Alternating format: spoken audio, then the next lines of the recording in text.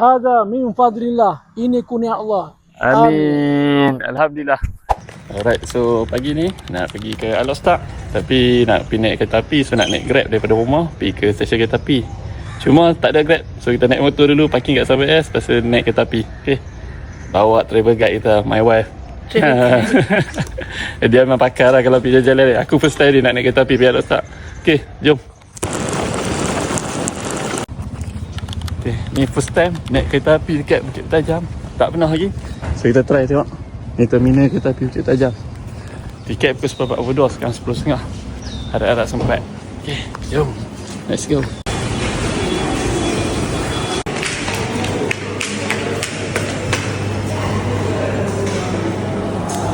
Oh, macam ni cara dah.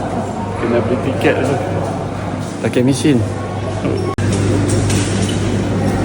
Okay. Tiket dah dapat dah. Jom, let's go. Okay. Limbas. Okay. Okay. Sampai dah. Train dah sampai dah. Jom. Macam kat Korea dulu lah sayang.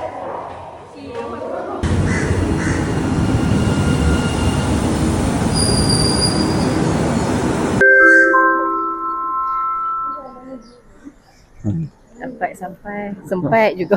Sempat juga. Ni first time tau naik kereta api kat Bukit Tajam ni. Tu nak pergi Alostak. Sebelum ni pergi Alostak naik motor, naik kereta. Ingat sana lah. Oh, betul.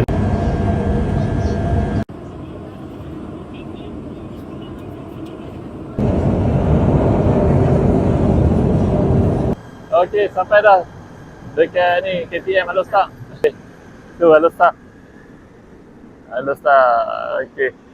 Jom, next dari mana? Makan. Cari makan dulu. Lepas tu kita sambung misi. Okey, cari kedai makan nama Di Pom Pom. So, kita makan dulu.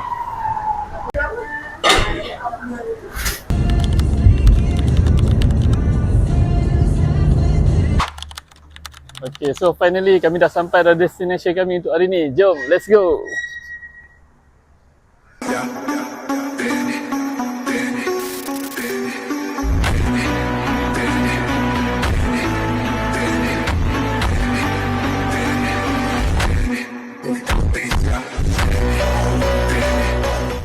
Alhamdulillah.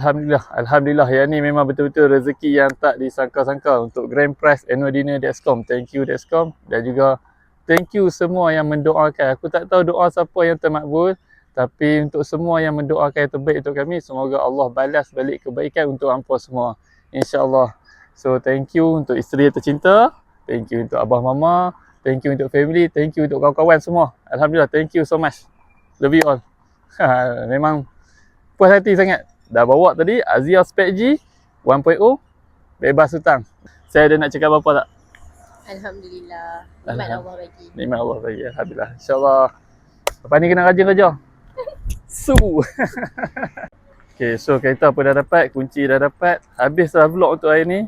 Jadi kalau kot-kot lah ada siapa-siapa yang nak sponsor kan. Tengok. Cermin pun aku rim lagi. Spoiler pun tak ada. Rim pun standard. Kalau nak sponsor DM lah. Okay. Assalamualaikum. Jumpa lagi nanti. Start engine. Kalau dia nak bagi turbo pun okey juga. Alhamdulillah. Jom jumpa lagi.